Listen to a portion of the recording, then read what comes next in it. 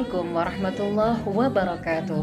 Salam dan bahagia. Salam kepada seluruh guru penggerak serta guru hebat di Indonesia. Perkenalkan, saya Maslahah SPD MPD, calon guru penggerak angkatan 4 dari SMA Negeri 1 Patian Rowo-Nganjuk, Jawa Timur. Dalam video kali ini, saya akan memaparkan tentang koneksi antar materi pengambilan keputusan sebagai pemimpin pembelajaran. Mengaitkan materi yang baru didapat dengan materi-materi sebelumnya melalui pertanyaan-pertanyaan pemantik. Pertanyaan yang pertama adalah, bagaimana pandangan Ki Hajar Dewantoro dengan filosofi Pratap Triloka memiliki pengaruh terhadap bagaimana sebuah pengambilan keputusan sebagai seorang pemimpin pembelajaran itu diambil? Pratap Triloka sesuai dengan filosofi Ki Hajar Dewantoro adalah Engarso Sung Tulodo, Ing Madya Mangunkarso, Tutwuri Handayani. Engarso Sung Tulodo adalah bagaimana seorang guru itu harus mampu menjadi contoh teladan yang baik bagi murid, rekan sejawat maupun masyarakat di sekitarnya. Hal ini mengandung maksud bahwa seorang guru harus dapat menganalisis dan mempertimbangkan secara matang keputusan yang akan diambil karena hal itu akan berpengaruh dan menjadi contoh bagi murid dan rekan sejawatnya. Ing Madya Mangunkarso, di mana seorang guru ketika berada di tengah harus mampu membangun karsa, kemampuan, semangat kepada murid. Hal ini mengandung maksud bahwa guru harus mampu mengambil keputusan yang berpihak pada murid dan mampu membagikannya kepada murid dan lingkungan sekitarnya. Tutwuri Handayani, di mana ketika guru berada di belakang, maka guru harus mampu mendorong kinerja murid agar tumbuh sebagaimana potensi yang dimilikinya. Hal ini mengandung maksud bahwa guru harus mampu mengambil keputusan baik itu untuk proses pembelajaran maupun kegiatan lain yang dapat mendorong kinerja murid agar berkembang sesuai dengan potensinya. Bagaimana nilai-nilai yang tertanam dalam diri kita berpengaruh kepada prinsip-prinsip yang kita ambil dalam pengambilan suatu keputusan? Setiap guru seyogyanya memiliki nilai-nilai positif yang tertanam dalam dirinya dan mampu mempengaruhi dirinya untuk menciptakan pembelajaran yang berpihak pada murid serta mampu membimbing dan mendorong pendidik untuk mengambil keputusan yang benar dan tepat. Nilai-nilai positif guru itu antara lain mandiri, reflektif, kolaboratif, inovatif, serta berpihak pada murid. Hal ini merupakan prinsip-prinsip yang harus dipegang teguh oleh guru sebagai pengambil keputusan dengan cepat dan tepat. Apakah itu dilema etika ataukah bujukan moral yang menuntut kita berpikir secara seksama. Hal ini merupakan manifestasi pengimplementasian kompetensi sosial emosional, yaitu kesadaran diri, pengelolaan diri, kesadaran sosial, dan keterampilan berinteraksi sosial dalam mengambil keputusan secara bijaksana. Nah, 3 prinsip pengambilan keputusan antara lain berbasis kepada hasil akhir, berbasis pada peraturan, dan berbasis pada kepedulian. Maka penting bagi kita untuk memupuk nilai-nilai tersebut yang nantinya akan menjiwai setiap keputusan yang kita ambil. Ini adalah bagaimana kegiatan terbimbing yang kita lakukan pada materi pengambilan keputusan berkaitan dengan kegiatan coaching yang diberikan. Pembimbingan yang dilakukan oleh pendamping praktek dan fasilitator telah membantu saya berlatih mengevaluasi keputusan yang telah saya ambil. Apakah keputusan tersebut sudah berpihak pada murid, sudah sejalan dengan nilai-nilai kebajikan universal, dan apakah keputusan yang saya ambil tersebut akan dapat saya pertanggungjawabkan. Coaching adalah keterampilan yang sangat penting dalam menggali suatu masalah yang sebenarnya terjadi, baik masalah dalam diri kita maupun masalah yang dimiliki oleh orang lain. Dengan kata lain, coaching tirta, kita dapat mengidentifikasi masalah apa yang sebenarnya terjadi dan membuat pemecahan masalah secara sistematis. Tirta merupakan akronim dari tujuan, identifikasi, rencana aksi, dan tanggung jawab. Konsep coaching tirta sangat ideal apabila dikombinasikan dengan 9 langkah konsep pengambilan dan pengujian keputusan sebagai evaluasi terhadap keputusan yang kita ambil. Bagaimana kemampuan guru dalam mengelola dan menyadari aspek sosial emosionalnya akan berpengaruh terhadap pengambilan keputusan? Pada saat pengambilan keputusan dilakukan, seorang guru harus mampu mengelola kompetensi sosial dan emosionalnya dalam mengambil sebuah keputusan. Nah, kompetensi sosial emosional yang seperti apa yang bisa membantu guru dalam mengambil keputusan yang bijak? Antara lain adalah kesadaran diri, pengendalian emosi, kesadaran sosial, dan keterampilan berhubungan sosial. Dengan menguasai KSE ini, maka guru akan mampu mengambil keputusan secara bijaksana. Bagaimana pembahasan studi kasus yang fokus pada masalah moral atau etika kembali pada nilai-nilai yang dianut oleh seorang pendidik? Keberpihakan dan mengutamakan kepentingan murid dapat tercipta dari tangan pendidik yang mampu membuat solusi yang tepat dari setiap permasalahan yang dihadapi.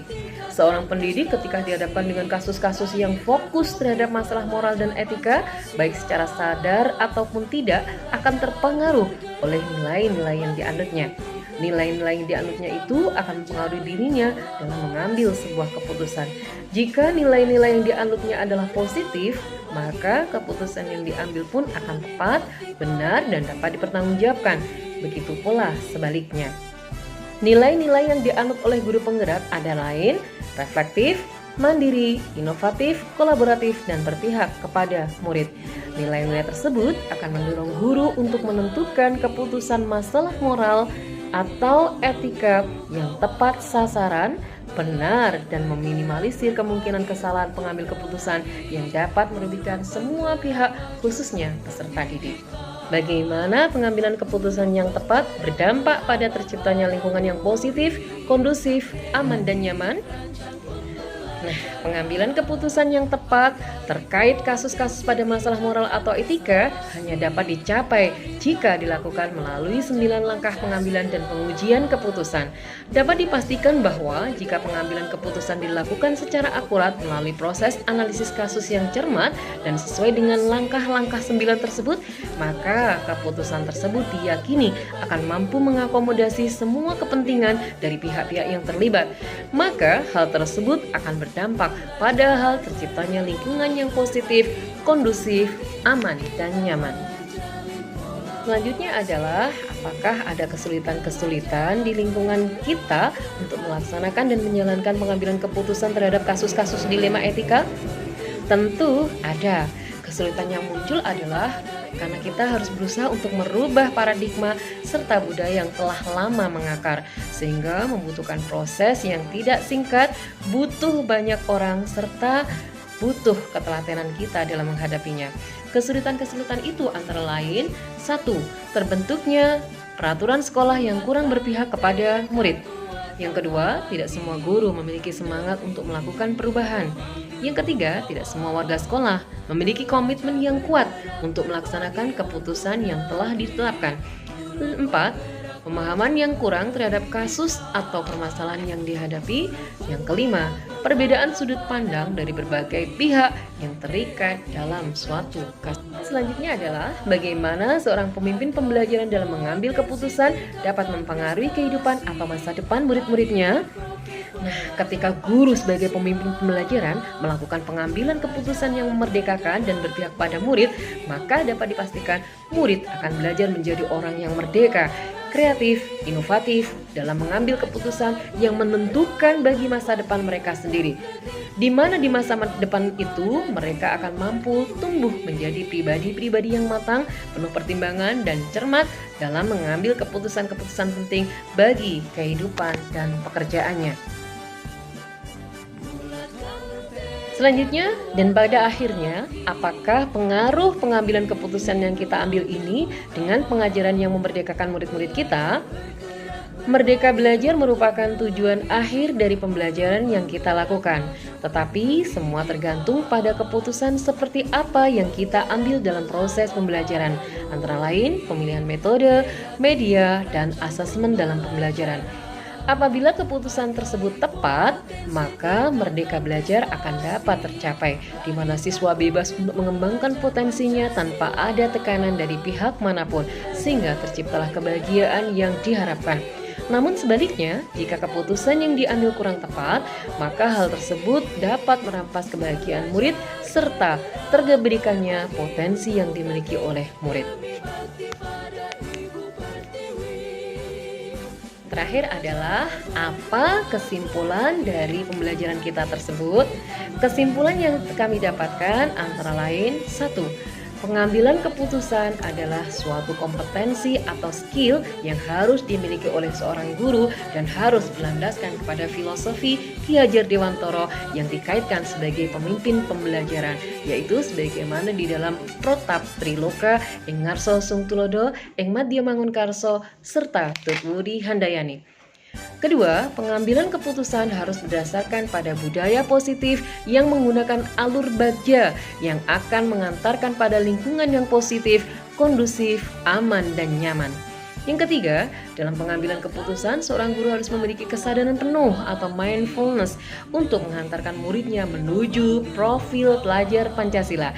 Dan yang terakhir, dalam perjalanannya menuju profil pelajar Pancasila, ada banyak dilema etika dan bujukan moral, sehingga diperlukan panduan 9 langkah pengambil dan pengujian keputusan untuk memutuskan dan memecahkan suatu masalah, agar keputusan tersebut berpihak kepada murid demi terwujudnya merdeka belajar.